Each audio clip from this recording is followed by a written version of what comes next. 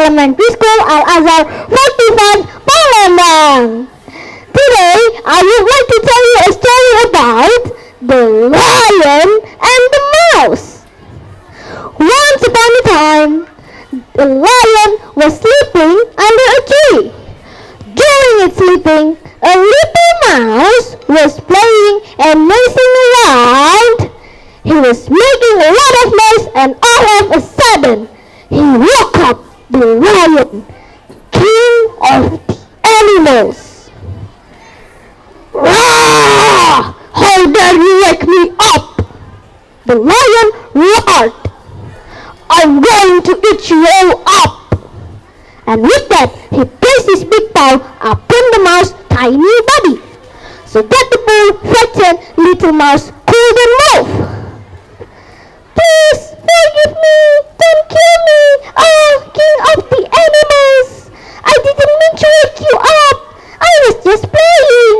I promise, if you let me go now, maybe I can help you one day." The mouse squeaked. Tick, tick, tick, tick, tick, tick, tick. This made lion roar with laughter. "Roar! You help me? Ha ha ha ha ha! You are so small. How could you help me?" And with that, he changed his mind. "Alright, I will let you go, because you would be such a tiny morsel anyway." A few days later, the lion roared with laughter and said, "Go away before I change my mind! Roar!"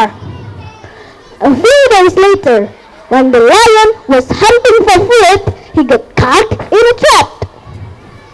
He struggled to get free. But the more he tried to free himself, the more he got tangled in the net.